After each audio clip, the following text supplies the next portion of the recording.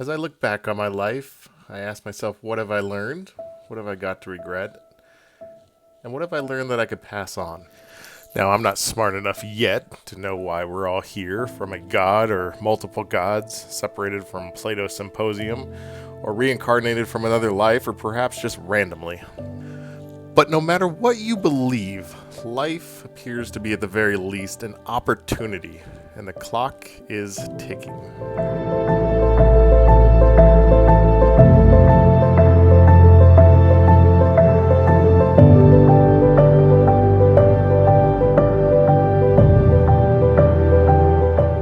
Tao Te Ching states that if you are a pattern for the world, the Tao will be strong inside you, and there's nothing you can do. Everyone's life has its very own unique experiences. Your own perception, your own thoughts, your decisions will affect your experience. I've learned the best times of my life were discovering new places, helping others, and constantly pushing myself. The more I explored and engaged the world, the more I felt part of it. The more I could help others, it helped myself, and the more uncomfortable I felt into something new, I felt as if I was growing. Don't just sit and watch the shadows in Plato's cave. There is a difference between existing and living. Not everyone alive is living. What you do between the start of your life and your death will determine how you lived. Experience life and all it has to offer. You will feel frightened. You will feel scared. You will have many times of anger and despair, but you will feel alive. Break free, escape, and venture the world. Grow, evolve, and make progress. Find a passion or a daimon from the soul's code that helps society. We often forget everyone suffers, just as the Buddhist Four Noble Truths explains the truth of suffering. You will suffer.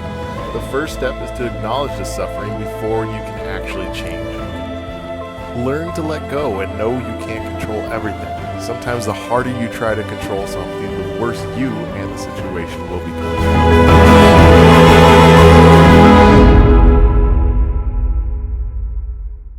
Just as Epictetus has taught us, these things will happen, and it's easier to say to others than to say to ourselves, but make a point to try, and make sure you apply this to your honest mistakes, but make sure you learn from them. Artificially suppressing or avoiding experiences and hard times don't teach you to be better or stronger. There is no Kali to help you learn how to be a better person. To truly become better and live a great life, you must experience the suffering to learn from it, or else you are doomed to repeat it. It may not be easy, but it will make you grow. Complacency and altered reality is an artificial bliss and manipulated by those who control them. If you plant a seed and it gave up the struggle to grow while in the dirt, it would never breach the soil. If it stopped growing, it would surely get trampled and eaten. But the more the tree continues to grow, the more stronger, the more beautiful it becomes, and more valuable to society. Many times it will seem like the harder you try, the better you try to be, life will actually get harder. It is also important, do not let these hard times make you a worse person. Keep up the fight, keep up the struggle, keep growing, keep being the tree. It is important to not let these hard times make you a worse person. The harder you work to become a better person, the harder life seems to challenge you. It is important you remember Nietzsche, who says, "Whoever fights monsters should see to it that in the process he does not become a monster." Learn to appreciate all the good, no matter how small. Every day, every choice, you have the ability to become the person you choose to be. Like waking up with Gaige's ring every day, you could choose to be a bad person or you can choose to be a good person. But you must choose, and you choose alone. My idea of a good person is someone who always tries to help others, while a wise person inspires others to help. Inspire yourself and inspire others while you search for your passion and purpose. Whatever you choose to do, go after it as if you never have a chance again, because we may not. You may not know it, but you never know who's looking up to you, who's inspired, or who's copying for everything you do, whether it's right or wrong. So keep John Paul Sartre in mind and saying, I am responsible for myself and for all men, and I am creating a certain image of man as I would have him to be. Or one of my favorites by Tupac saying, "I'm not saying I'm going to change the world, but I guarantee I will spark the brain that will change the world."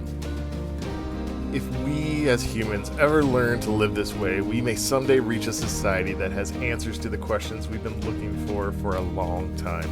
Not driven and inspired by money, sex, or fame, everyone to find meaning in oneself, life, and inspire others. So at the end of life, all that matters is how you influence others and the world itself. You will leave an impact, but it's up to you to choose what it will be. Your possessions can be destroyed, lost, or sold. Family and friends will pass, but your impact, inspiration, knowledge, and legacy, these may live on forever, finding knowledge in the vast universe, building a society for all true knowledge rather than war, greed, and hate. Continue passing all knowledge and curiosities to the next generation. Understanding the difference between impossible and possible is just finding a way. Remember, just in Plato's Republic, though easy and tempting, do not damage your psyche. To keep your desires and suffering in control, learn to slay the Hydra. Learning from, rather than repeating again, breaking away from Nietzsche's master and slave morality. If we think of ourselves to be supreme beings of this world, we have elected to take responsibility to protect everything in it, or suffer the consequences of us proving we were never supreme at all and allowing the worst things to happen to the world, to all beings in it, to ourselves. As I await death to reach me as if it was a blind date set up by belated friends and nervously awaiting to open the door, we have no reason to fear death. As Epictetus states, men are disturbed not by things, but by the principle and notions which they form concerning things. If we don't remember coming to a natural life, why should we fear coming to a natural death? I think the fear comes from us just going into the unknown, missing things that we're used to, but at the end of your life, either yourself, religion, or such as Plato's soul's code, you will probably be judged. You will have to accept in your last moments, will I be reincarnated, will I go to heaven or hell, or ready to pick a new class, or nothing at all. The way I see it, if you did not hurt others, you went to find answers, questioned and experienced everything, it has been a good life, and we'll all find out what happens at the end of it. If death meets you impressed, and I've learned everything and passed everything on that I could, it's been a wise one as well.